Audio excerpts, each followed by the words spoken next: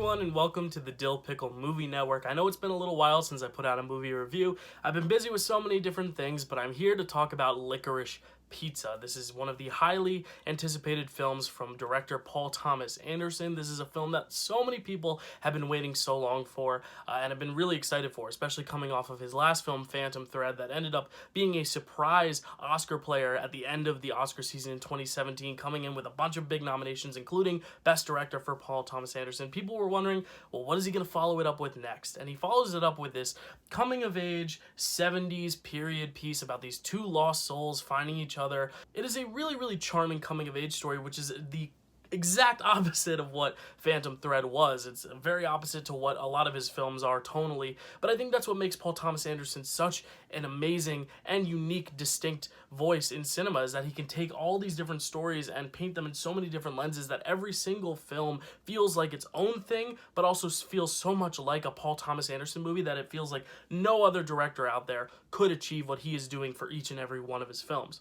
The film stars Alana Haim and Cooper Hoffman, both in, I believe, their film debuts, at least their leading role debuts. Cooper Hoffman is the son of Philip Seymour Hoffman, one of my all-time favorites, and he commands the screen with a lot of great presence. He's playing a younger character. He's playing a 15-year-old named Gary Valentine who falls for this older woman named Alana Kane, played by Alana Haim. She's a photographer's assistant who is taking pictures for the yearbook for Cooper Hoffman's character's school. They meet there, and Cooper Hoffman's character immediately, puts on the charm and asks her out on a date. She thinks it's a joke at first, but he's actually serious, and there's a really interesting bond that forms between the two of them. It is not instantly romantic because obviously this is such a big age gap, and the film addresses that. It's really interesting to see how these two connect because they are so drastically different in age. They have such different perspectives. Gary is this 15-year-old, but he carries himself like a 25-year-old, and then you have Alana, who is a 25-year-old. She's stuck figuring out what she wants with her life. She's kind of in this crossroads. She still lives with her family.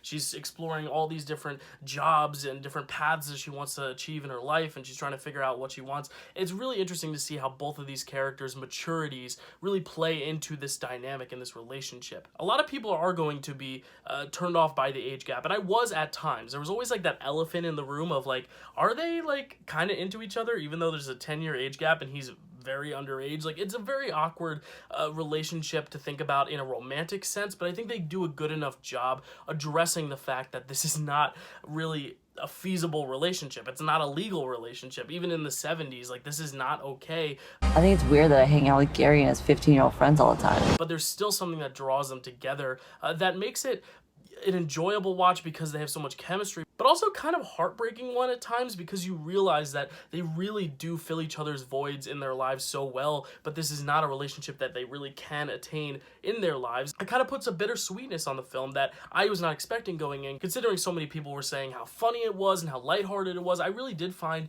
a really great amount of drama in their relationship. The film is still very funny. I mean, there are really funny bits and segments along the way. This feels like a very episodic film in the fact that these two characters are just kind of exploring their lives and they run into different people and different scenarios along the way. Paul Thomas Anderson has always said in his interviews that he never really thinks of his ending first. He kind of just sets the very basic groundwork early on and then just sees where the characters go. He just kind of lives with the characters and follows the characters until he thinks he's found that conclusion, that big climax, and then that's when he kind of comes up with his endings. And I think that's really evident here because we spend just so much time just living with these characters, and it really has a great effect because we're able to kind of understand this bond, even though it's a little awkward, even though there's that elephant in the room with this weird age gap. We kind of still understand why they need each other in their lives in some capacity, and it allows us to explore all these different great characters along the way and great performances. It's not rooted in one specific plot point or one specific mission or one specific objective. It is just these two characters, their relationship in the 70s, encountering all these different things, from the introduction of waterbeds to pinball machines to Alana getting a job for a politician. There's all these different little segments and stories intertwined throughout. It reminds me of Quentin Tarantino's Once Upon a Time in Hollywood. Yeah, there's a basic crux of the story, but it's really just these characters living their lives, seeing where they go, and then eventually it comes to a conclusion, and this film as well just comes to a conclusion. It does, but it's really the journey more so than the destination that makes this film so appealing and so engaging. Bradley Cooper is one of the scene stealers in this film. His character isn't introduced till probably an hour and a half into the film, but he steals the show immediately. Do you know who I am? Yeah. Do you know who my girlfriend is? Barbra Streisand? Barbra Streisand. Sand. Sand, yeah, like sands. And that's where the most of the comedy came for me. It was really, really hilarious to watch Bradley Cooper in this role. He's only in the movie for a little bit of time, so a few people are saying, you know, this is going to be the role that gets him his Oscar. I don't think so, just because I don't think he has enough screen time. And not to say that an Oscar performance can't come from a few minutes of screen time. Look at some of the greats. I mean, Anthony Hopkins was only in 20 minutes of Silence of the Lambs and wins Best Actor. It's not that, but it just seems like Bradley Cooper, as much of a scene stealer as he is, this really isn't his film, and I really just don't see this being a potential Oscar player for him, especially when you have Nightmare Alley coming out this year, and you have the Bernstein film Maestro coming out next year, where he plays Leonard Bernstein in a film that he's directing. I think he's going to have a better shot in one of those films about getting nominations, and definitely for Maestro for winning, so I don't think this is going to be where the Academy awards him, but he is a scene stealer. Like, he is the person that made me laugh the most. Like the ocean, like Barbra beaches. Streisand? No, like Streisand. Sand. Harriet Sansom Harris also made me laugh a ton. She's only in about like 4 or 3 minutes of the film, but her scene just had me laughing out loud, dying out of my seat. A lot of the time I wasn't laughing out loud, but when I was, it was a really, really great bout of comedy, and I really think this is a interesting diversion from everything we've seen from Paul Thomas Anderson. Even Punch Drunk Love, which was kind of lighthearted, not exactly a comedy, it was still kind of more a romance drama, maybe a serial comedy, if you will, but this one like really leans into like comedy in various sections, but it doesn't lean away from the drama either. Other standouts are Benny Safdie as Joel Watts. Skylar Gisondo plays Lance. He has a great scene in this as well. Like, a lot of really great actors in little scenes throughout that make a really great impression in this film. You know, that's what's so special about this film, are those little tiny bits and moments throughout that just kind of encompass the whole of this beautiful landscape and this beautiful setting. There was one character that I wasn't completely on board with, and that is John Michael Higgins' character. I love John Michael Higgins. I love watching America Says on Game Show Network. I love the Pitch Perfect films. I love him in Best in Show. I'm a huge fan of his, but his role in this is probably the one role that earlier on in the film he has some moments and they are just not funny. He has a few moments earlier in the film where he has a Japanese wife and he talks to his Japanese wife in English, but in a very offensive, racist Japanese accent. I thought it was going to start exploring a theme of racism and making a commentary about it, but instead it just kind of pops up once or twice and it just kind of ends there. There really isn't a commentary made about the joke, so it really doesn't fit with the rest of the film. Like, the moments that are funny are genuinely funny. This joke didn't make me laugh, and it made me a little uncomfortable, and I was waiting for them to then hit me with another punchline of, oh, this is why this is not okay, this is why this is like supposed to be so ridiculous, but instead they kind of halt that joke in its tracks, and it really makes for an uncomfortable, bad taste in the mouth, especially so early on. It kind of, you know, stopped me in my tracks, and then it took a little bit longer for me to then get back on the train and get back into it, and it wasn't until probably Harriet Sansom Harris or Bradley Cooper's characters, their scenes, where I really got back into this film and completely on its wavelength, because that one character, John Michael Higgins' character, again, he is great in everything he does, but this character, this role, it just felt out of place. I wish they had like explored the commentary of that more and why that's not okay. I get, like, some people are saying, you know, it's a product of the time, and yeah, a lot of things are products of the time, but you know, you have to address, you have to make a commentary on why it is a product of the time and why we don't see those things now and why we shouldn't do those things now and why people back then were stupid of doing it and why they're stupid of doing it now. And we don't really get that. So that was one thing that really took me out of it. But the rest of the film, for the most part, the comedy really, really works. Especially Alana Haim with her family. There's a lot of great family dynamics. Her sisters are played by her actual sisters. The band Haim, all the sisters are there and they are playing their roles. Alana Haim's parents are playing her parents. So you get this really authentic family dynamic that I really, really liked.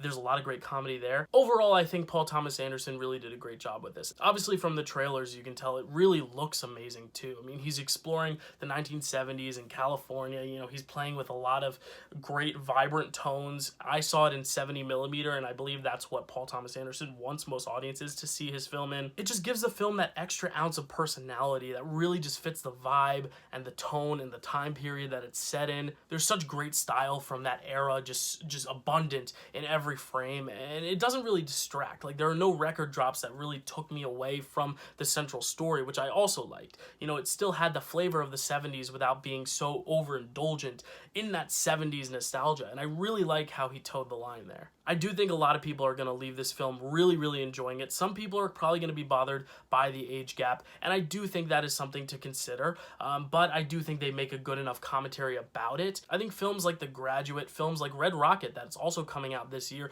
really do a good job addressing how, you know, age gaps in these relationships make their relationships more toxic. You know, this is not something these directors and writers condone. They are specifically painting these age gaps and showing this great difference in age to show the themes and show how different these characters are in their maturity, and it really adds to the conflict of the piece rather than being a way of advocating for something like that. I think some people might get the wrong message and say like, oh, this is okay then, I can, you know, hit on my 30-year-old babysitter, I'm just 15. Like, that is not what this film is saying, and I hope people don't get the wrong impression from that. I think Paul Thomas Anderson does a good enough job addressing that, just like Mike Nichols did with The Graduate, just like Sean Baker did in Red Rocket. I think for the most part, I was aware that this was not a way of condoning this relationship. It was instead just showing these characters at this point in their lives and why they needed each other in that moment, but also why, you know, they're not meant to last. Because in the end, Alana is the pizza, and Cooper Hoffman's character Gary is the licorice, and in the end, licorice and pizza don't go well together, and that's why it's the name of the title, is because these two things that should never belong together, licorice and pizza, you can all get them at the same thing. You can go to a 7-Eleven, get a slice of really crappy pizza, and get some good and plenty licorice bites, and, you know, you can eat them all separately, but if you put those good and plenties on the pizza, it's not going to taste good. This is not a pairing made in heaven. This is not a cookies and milk. This is not PB&J.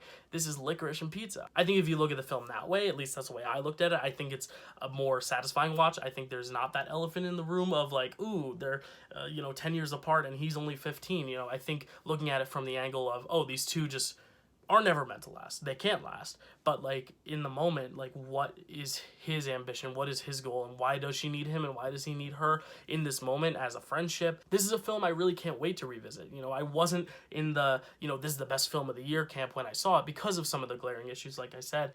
But I do think it is a profound one. It's one that has just so much going on from so many different characters, so much stylistically to explore. Like, I can't wait to rewatch this and just pick out every little detail that Paul Thomas Anderson is giving. So many of his films have been like these really big epic dramas, and now to see something that's almost laid back, it's almost like a Linklater film. It just kind of meanders through a time and place, a very specific time and place, with living with these two characters. It was really, really thought-provoking and really, really powerful to an extent, and I'm really excited to go back and just kind of dissect it more as the years go on, as more movies come out, as more Paul Thomas Anderson movies come out, and as his filmography is expanded, and we can look at it as a whole and see just how all these works work alongside one another to build up such a great filmography. So that is definitely a recommendation for me, Licorice Pizza. As I said, it's not going to be for everyone for certain reasons, but I do think it is worth checking out despite some few little issues I had with it along the way. Cooper Hoffman and Alana Haim are really, really amazing in it. I hope they get some awards attention. Bradley Cooper is great. I don't think this is the Oscar-winning role from him, but he is very good in the film. I cannot wait for you all to see it. I'm going to try to get a few more reviews out in the next few weeks, especially West Side Story. That is one that is coming up fast approaching, and I'm really, really excited to see that film, especially given all the buzz from early critic screenings. Also in December, we have an episode of Picture This from 1947 where we'll be talking about The Bishop's Wife, Miracle on 34th Street. Those are two Christmas classics, and a bunch of other movies that came out in 1947 as we go through every single Best Picture nominee in the history of Best Picture nominees. Every Monday, we have Marvelous Movie Mondays. We're in the middle of Hawkeye talk, and we will eventually get to a review of Spider-Man No Way Home in a few weeks. And then in January, we are beginning our first ever Marvel Trivia League here on the Dill Pickle Movie Network. We got a lot of great competitors ready to battle it out for some Marvel trivia. So if you like this video, if you like all those videos, if you're looking forward to those videos, please like, comment, and subscribe. It really, really helps the channel grow, and I'm very, very appreciative. We are almost doubling the 100 subscribers that we had a few months ago. I said I wanted to double it to 200. We're really close to growing and finally getting 200 by the end of the year. That is my goal by the end of December, is to get to 200. So thank you for joining me along this ride, and I'll see you next time. Thanks so much for watching.